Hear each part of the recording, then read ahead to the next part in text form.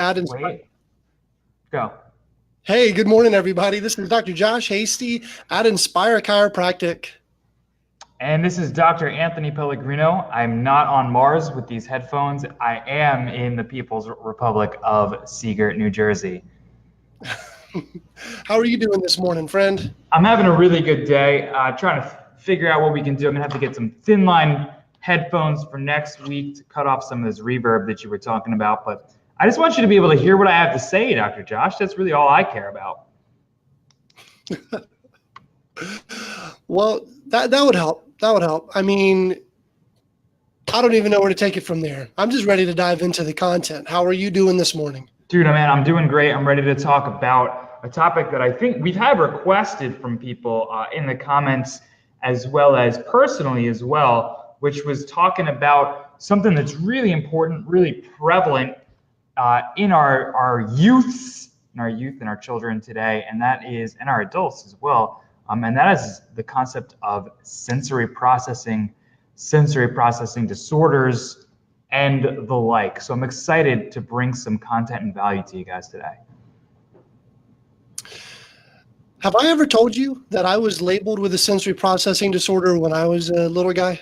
You may have, but I don't remember, so you should probably tell me again. Yeah. So they really didn't know what to label me, and they ended up just labeling me as dyslexic. In elementary school, and it carried through into middle school, and it was just the wrong diagnosis because I definitely was not dyslexic. I just had different learning struggles, and the school system didn't really know how to accommodate everybody down here in North Georgia, so not exactly as polished as it is today. But yeah, I mean, it's a real deal. There's a lot of people that get labeled. There's a lot of people that they don't know what to do with, especially the kids. And if you know that there's a better way, would you try it out other than just letting the school system, cut away course hours or label the kid and say, well, y'all are just going to fit into a new box over here, without trying anything new or different? Would you even try? I would. Yeah. Yeah. So just so we know, because I think, some people listening, I'm sure know a lot about sensory processing and sensory processing disorders.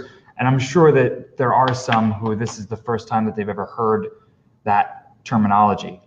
So what is it like? And not only we can go into like this mechanism of neurology and stuff like that, but I mean, like, how, in you personally, since you've experienced this personally, how did that show up? How did people know that there was something going on? Like, what did that look like?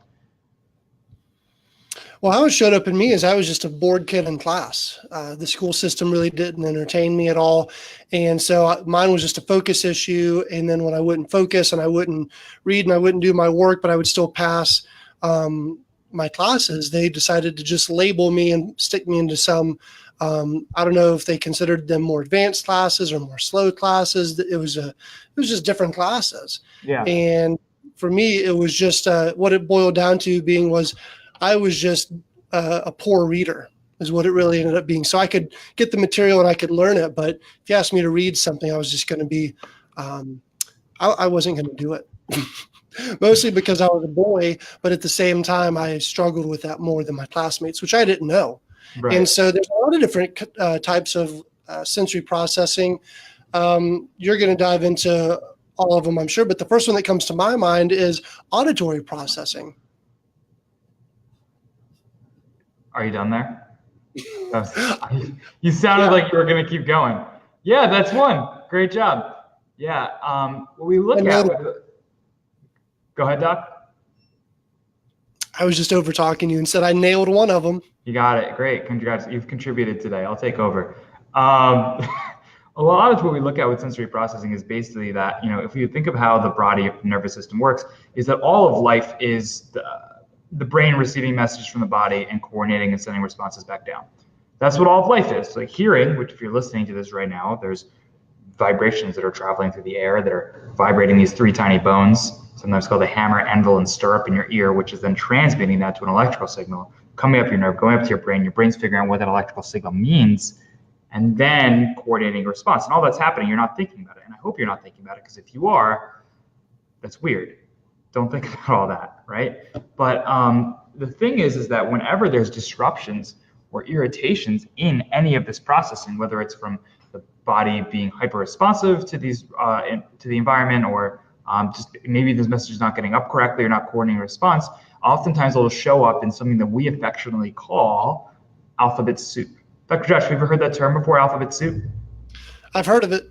Yeah, so the thing is that if you look at like pediatric neurological disorders, or whatever you want to call it, or concerns or challenges, terminology, whatever you want to use, it kind of feels like it's a game of alphabet soup, right? We've got autism spectrum disorder, which is ASD. We've got OCD. We've got ADD, ADHD. It's like, well, which one of those actually is it? We've got SPD. We've got a whole list of things, and it's like all of them, when it comes down to it, have the same underlying issue, which is the brain is not properly receiving the messages from the body, right? Or it's being hyper responsive to those messages, and it's therefore not properly coordinating a response. So what's going to happen? Yes, right? If you and I, Dr. Josh, were having this conversation and your wife was in there screaming your ear the entire time, do you think that focus might be something that was pretty difficult? Well, I can only speculate because she would never do that. But yeah, it would never do that. It would never. It never happen. Yeah, it would be hard to focus. Yeah, you're really getting some brownie points here. Yeah, it would definitely be hard to focus, right, Dr. Josh? And the thing is that while this is an extreme example of her screaming in your ear, what's happening is this is happening inside of children, on the inside, that you can't see every single day, right? Their body is just screaming these messages at their brain all the time. And it's like, of course, we're going to have some difficulty focusing, right? Of course, we're going to be distracted. Of course, we might have things like anxiety where we have might have some difficulty sleeping at night, right? Of course, socialization isn't going to be as well as it possibly can because their body is just in this fight or flight and fighting this internal battle all the time, every single second of the day. Maybe repetitive motions are what really helps ease that, because it's these repetitive activities that actually help them be distracted or focus on something other than this bombardment of information that's helping the brain. And in so many of these cases, whether it's auditory processing, visual processing, whatever kind of processing, the entirety of the mechanism is that these messages aren't properly hitting the brain, and these are the results it's having in the kids. So if we understand what's happening, Dr. Josh, you know what's really cool about understanding why something is happening? Because then you can do something about it. Wow! I love it. I love it. So if you didn't know that this was coming, there's a role that we have. There's a role that chiropractic has. I know we talk about a lot of other things all the time, and because we want you to have a full idea of things you could do on your own. But today we're going to stay right on chiropractic, because for me, this is one of my favorite topics in terms of how we can help kids and families. Is sensory processing, is ADHD, is OCD, is ASD, is all of that alphabet soup. It's one of my favorite things to actually do in our office. So we're going to stick right on here with neurologically based chiropractic and why and how it helps. Do you want to dive into it, or do you want me to keep flowing? I feel like I took control. No, I totally want to jump in here because I know that you're extremely passionate about it. I think anybody that's hearing you talk could definitely tell that your passion is off the charts. But there's a lot of people that suffer from this, and it's become epidemic. And once things affect your family, they affect your neighbors, they affect everybody that you know in social circles, it somehow becomes normal now, right? Yeah. But just because something's common, it doesn't mean that it's normal, right? Right. And so that's exactly what we do in our practice every day, is we make sure that these health problems, children, especially because we know that sick children grow up to be sick adults, and we want healthy children that grow up to be healthy adults, to be able to connect to the world and to the environment around them. And when they're not able to do that because any sort of a sensory processing disorder that's interfering with that process, what we need to do is find out, is it the root cause that we're able to help with by neurologically based chiropractic? And if so, go after it. Give that child the best chance that they have to actually thrive, instead of just sit back and suffer or be labeled or be medicated for the rest of their life. And that's where our hearts are. 100%. That's right where it is. And the thing with it is that, when you talk about epidemic, so just to throw a couple stats out there, ADHD is up to 1 in 10 children diagnosed. 10%, man. That's absurd.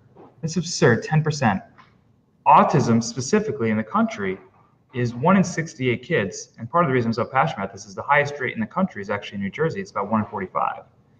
So, Wow. yeah, right? Isn't that nuts?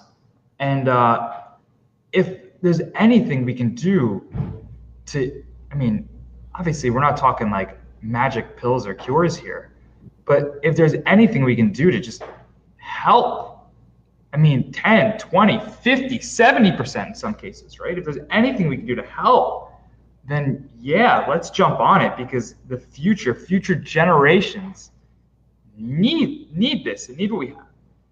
When we talk about this, the fact is that we've spoken about this kind of concept before, is that in our spine, in our neck, in our nerves, there's receptors basically everywhere.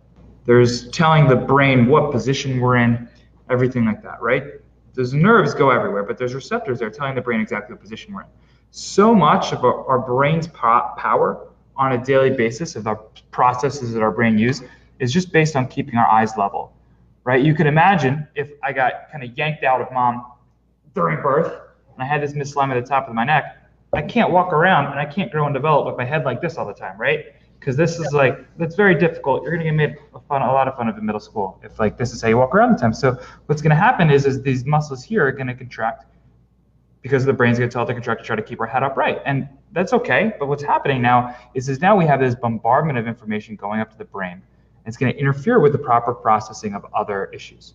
So in every person, this can affect them in many different ways, but especially when we look at any kind of sensory processing issues, what our whole goal isn't to say, oh, we give you an adjustment, all of a sudden you don't have auditory processing problems anymore. Like that, I mean, that's not my, I mean, has it happened? Like, sure, right? But is that the goal? Is that what we sit down with every parent? No, that's crazy. What we do, however, is analyze and say, hey, mom, dad, obviously we understand that your child can have improvements in their auditory processing. What I see is that there's significant nervous system irritation up here at the top of the neck, or in the low back, or in the mid neck, or wherever it is. And that's interfering with their body's ability to grow, to develop, to heal, to function, to process, to filter at 100% of their best. All that we're going to do, 100% of what we're going to do, is correct that, right? Right. And only that. Because if we do that, then the body is going to function better. Their brain is going to filter better, is going to process better, is going to just function better. Now, for every person, that means something different, right? For every single person, that means something different. The only thing that means for every person is that their quality of life, their brain's ability to control their body is going to improve. The individual symptoms that they see, it's going to change per person, right? But the function is always going to improve, and that's the one thing that we know.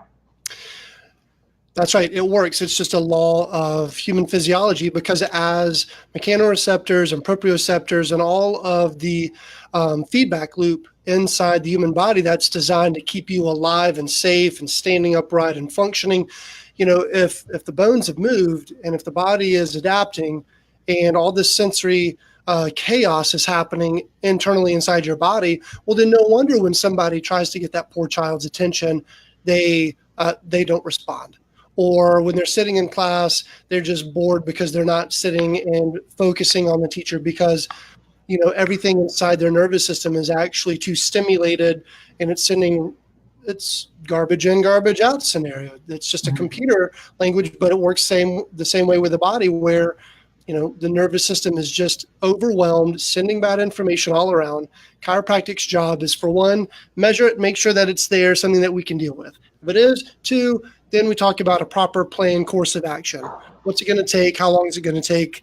What's it going to look like while we go through it? Then is to walk hand in hand with these children, these families, to make sure that they're progressing as they should. Because at the minute that goals are not being met, progress isn't happening, technology is not showing changes, we need to either change what we're doing, we need to change it all up, or chiropractic for that person may not have even been the answer to begin with.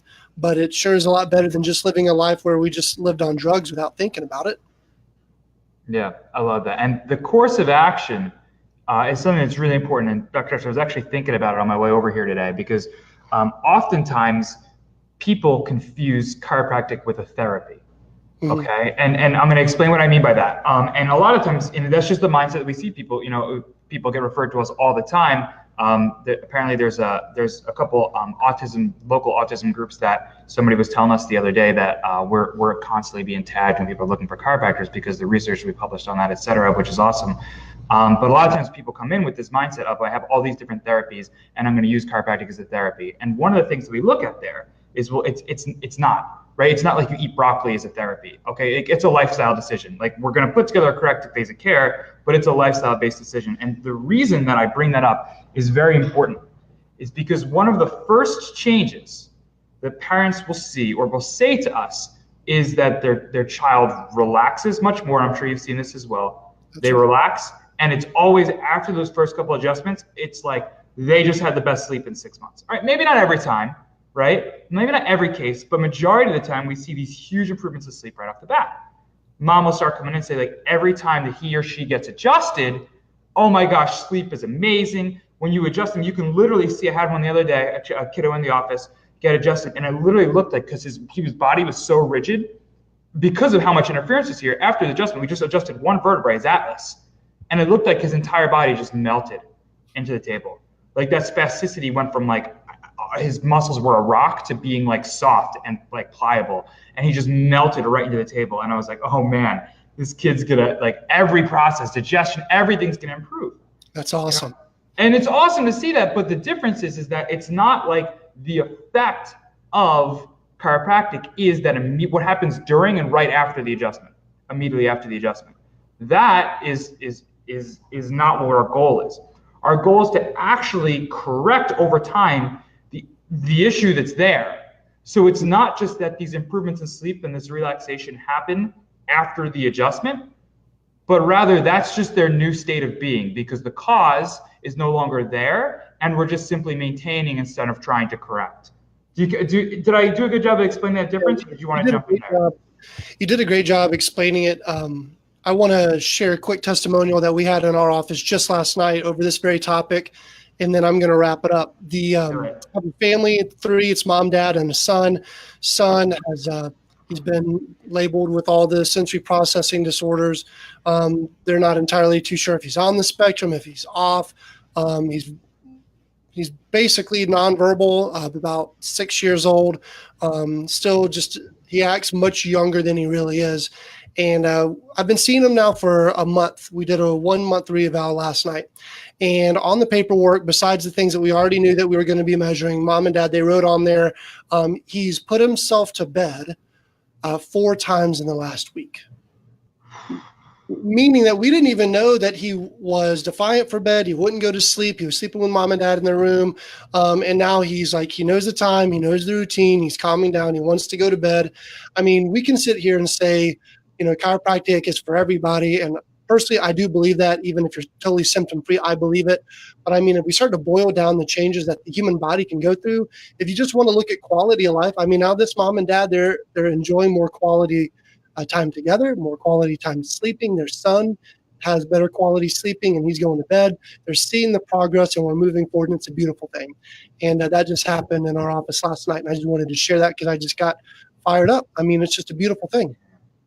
That's what it's all about. And it's those changes, right? Those little ones, do enough little changes day in, day out. I mean, that's a life changed right there. That's what it's all about. I can't put it in a nutshell any better than that. That's like, for so many people, they might think that, like, oh, he put himself to bed, whatever. But it's like, for that family, they know how big of a deal that is.